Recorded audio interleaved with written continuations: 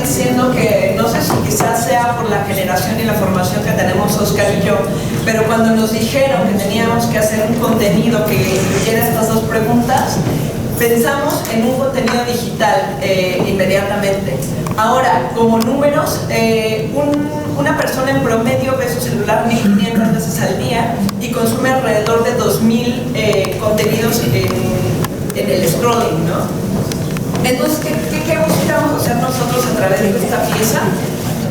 Le apostamos a tener su atención 30 segundos, a estar aquí hablando 5 minutos y que nos vieran 2 minutos y después voltearan a ver su celular, porque es lo que estamos haciendo todos. Facebook dice que si tú ves un contenido en tu teléfono, tienes 1.7 segundos para atrapar la atención de la persona. Si lo estás viendo, como en este caso en una pantalla, tienes 2.5 segundos. Por eso teníamos que empezar con información de manera inmediata. Por eso recurrimos a los colores y por eso también, o sea, por eso y por la gente que posiblemente esté viendo hacia abajo y no hacia la pantalla, el recurso de la voz. También lo que tratamos de plantear es pues un contenido con estética digital, ¿no? Pensada tanto en generación millennial como en generación joven, que es como más dinámica todo el tiempo, con un ritmo mucho más claro, más planteado. Pensamos en que se tienen que generar contenidos y diversificar para los públicos y sobre todo para los públicos que tienen una interacción mínima con su celular, según Google, de 1.500 veces al día mínimo. Entonces, de una otra manera son impactos como más contundentes. Y también lo que creemos es que las instituciones deben de cambiar la estructura y las estéticas de sus formas de comunicar, desde ejemplificar, desde testimonios, no, pero que sean mucho más cortos, porque sobre todo instituciones tan fuertes como es el caso del Senado, tienen estructuras muy rígidas que en ocasiones pueden hacer que la gente ni siquiera se acerque porque piensa que ni siquiera van a poder ingresar. Entonces, ¿de qué manera lo vas como flexibilizando, haciendo como más ameno, más práctico para que puedas acercar una institución tan dura y tan importante como es el Senado a la ciudadanía y sobre todo, en especial, a las y los jóvenes? Complementando lo que dice Oscar, un poco, o sea, también como la parte visual fue de esta manera para salirnos del clásico como imagen del Senado, escudo del Senado de la República. Entendemos el tema de la investidura, entendemos la seriedad que tienen algún tipo de contenidos, o sea, informes y demás que se hacen en el Senado, pero cuando lo que queremos es buscar que alguien que no tiene que ver con la política se interese en algún tema que tenga que ver con la política o en algo que tenga que ver con comunicación parlamentaria, creo que el cambiar el esquema puede ayudarnos a generar un clic más rápido con la audiencia. Yo seguí el video porque sí está, se hacía trampa, es por la voz y movimiento y demás. A mí me pareció que la última idea de negociación no la vincularon bien, porque de repente como que salió, no vi como un vínculo de por qué. Digo, sé que para nosotros es parte del diplomado, sin embargo, en la idea general me pareció como que la metieron así sin dar un vínculo o algo así. Las palabras quisimos mostrar este video para que es un general de todo lo que vimos durante este diplomado. También quiero hacerles mención que a mí me tocó comentarles muy brevemente sobre lo que es la negociación. La negociación tiene 11 puntos. Esos 11 puntos para todos nosotros son muy importantes, ya que muchos de nosotros hemos estado ocupando en los últimos meses, en las últimas semanas, lo que han sido estos 11 puntos. La parte importante es que nosotros hemos podido llegar a negociaciones importantes con cada una de las personas y de los medios con los que hemos estado trabajando. Nos han dado la oportunidad de poder llegar a posicionarnos. Dentro de estos 11 puntos yo rescataría mucho el que me llama principalmente la atención, es el de una negociación fallida. Esta negociación fallida a la que estoy haciendo mención, la podría yo enfocar a lo que fue en Medellín con Pablo Escobar Gaviria. El gobierno trató muchas veces de negociar con los narcotraficantes para que ya no pusieran bombas dentro de lo que era Colombia. Al final de cuentas, tuvieron que tomar la decisión en una negociación que no se llevó a cabo, matando a Pablo Escobar. Más que hablar, la función de un parlamento en la era moderna, la era de la información, es escuchar. Se han hecho ejercicios de parlamento abierto, etcétera, pero yo creo que conforme a lo aprendido en este diplomado, tenemos que ir más allá. Hay que asumir que si verdaderamente queremos ayudar a nuestros jefes, la mejor manera es asumir este cambio de paradigma, este giro copernicano, y escuchar al ciudadano y dejar que él dicte la estrategia. Cómo manejar las redes, cómo manejar la información que tenemos, cómo para poder contestar y hacer uso de las herramientas como las que nos mostraron para, si bien no somos abogados, sí poder tener información para cómo presentar la información que tenemos que dar a conocer. Un tema muy importante que vimos aquí en el diplomado, que son las habilidades digitales. Recordemos que la llamada era digital es un término que se acuñó para hacer referencia a todos esos fenómenos que están ligados a la transferencia de la tecnología análoga a la digital.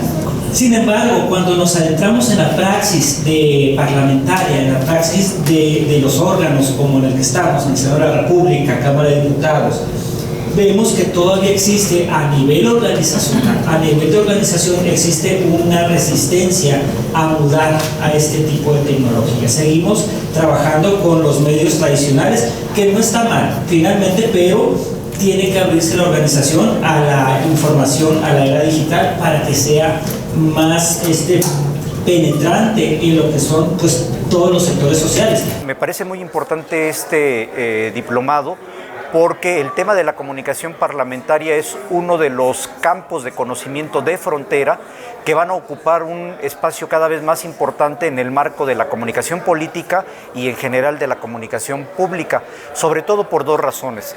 Por un lado, porque pone el énfasis en cuáles son las lógicas transmediáticas que hay que comprender para tratar de que la comunicación sirva para el desarrollo de la participación, de la cohesión y de la integración social, y sobre todo para que en el caso del ejercicio político permita que en sí el ejercicio del poder se acerque a las necesidades y demandas de la población. Yo creo que hacia el futuro es muy importante, o va a ser cada vez más importante, esta práctica y otras prácticas de la comunicación, sobre todo todas las que estén relacionadas directa o indirectamente con el bienestar y la prosperidad incluyente. Pues nosotros quisimos hacer una pieza comunicativa corta, breve, que finalmente nos enfocáramos en el inicio de la comunicación, nosotros como parte del Senado. Y uno el proceso de esta comunicación pues es escuchar justamente al otro, ¿no? Comprenderlos, que haya empatía. Y por ello vimos las dos partes, salir a la calle y preguntarle a la gente, a los niños, a una señora, qué opina o qué conocimientos tiene del Senado, y también la visión de una senadora. La información de retroalimentación es una tarea en la cual tenemos una misión, crear procesos de comunicación real, de intercambio de información y de propuestas por parte de los senadores, senadoras y también nacional. A seguir una disposición de recordar y tener presente la base teórica, la práctica de las herramientas, contenidos en formatos diversos, escuchar, leer, informar y generar una interacción, una deconstrucción también de las formas de trabajo y combinación de elementos que utilizamos para nuestro desempeño. Práctica en redes y medios tiene gran importancia para saber qué tan funcional somos en esto, pero también insistir en buscar llegar, no sé, puedo decir al barrio, a las comunidades indígenas, a todos los compas y las compañeras. Existe, ¿no?, una negociación y creo que un ejercicio que he hecho es llegar con la senadora y comentarle de este trabajo y decirle que pues busquemos maneras distintas, una apertura que tenga ella para mejorar la manera en que se comunica.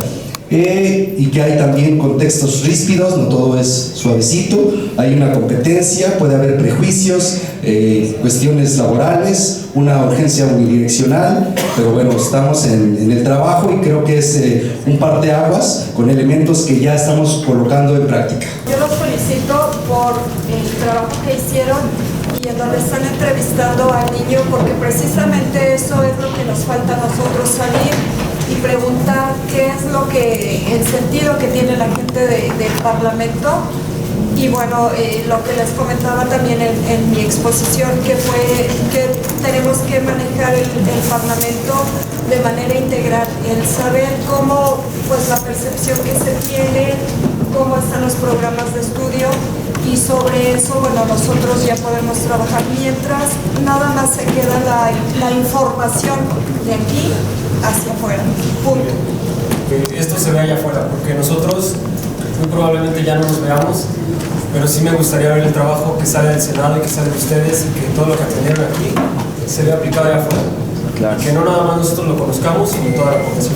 Claro. Respecto a lo que dicen los compañeros, que se refleje allá afuera, creo que todos los que estamos aquí hacemos un esfuerzo todos los días por comunicar de manera efectiva, eficaz, pero también hay que recordar que no todo depende de nosotros. O sea, esta comunicación parlamentaria debe de tener contribución tanto de los senadores como la área de investigación de los senadores, para que sus agendas empaten con las necesidades de la población.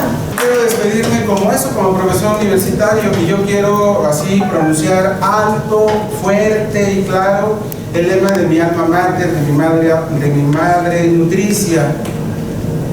Yo les deseo lo mejor, enhorabuena que estamos terminando, sean felices a toda costa, porque a eso vinimos al planeta, a ser felices, que les vaya muy bien, por mi raza hablará el espíritu. No puede pasar nada si no pasa por esta instancia de discusión pública y por la universidad. Y eso está pasando en México. Segundo, conciencia del error. Asumo en buena medida parte de lo que dice Jorge, no todo, pero buena parte, como siempre, y Jorge lo sabe, desde que compartimos aula, tenemos diferencias y tenemos semejanzas. Me quedo siempre con la idea de que uno es lo que hace por lo que le hace, frase de Jean Paul Sartre. Y esto me lleva a pensar en qué podemos corregir, cómo podemos trabajar mejor con eso, para que esto tenga un largo aliento, que sea algo de formación permanente. Y tercero, y sé que no es poca cosa, además de agradecerles haberse dedicado a esto, un pedimento que me parece urgente y necesario, que tenga un sentido en lo que hacemos. No solamente les quiero agradecer su participación, yo he estado muy pendiente al tanto prácticamente de cada una de las sesiones, y muy brevemente solo les voy a contar que el diplomado se debe a la prisa, se debe a la dedicación, al profesionalismo de Jorge, de Diego, y que pues efectivamente es todo un acontecimiento. Yo me sometí al examen que ustedes tuvieron, y a la primera pregunta contesté escuchar, cuestionar y pensar en sociedad. A la segunda pregunta es cómo lo aprendí, con la mente abierta, sin prejuicios. A la tercera, me siento parte de un proyecto, me siento parte de un movimiento de comunicación, de la construcción de un nuevo modelo de comunicación social, de un cambio. ¿Quién encabeza ese cambio? Una institución como la UNAM, con maestros que son capaces de cuestionar, ¿sí?, lo establecido, de revisar lo que está mal en todo momento. ¿Qué podemos hacer? Promoverlo más, encontrar nuevas formas de comunicar.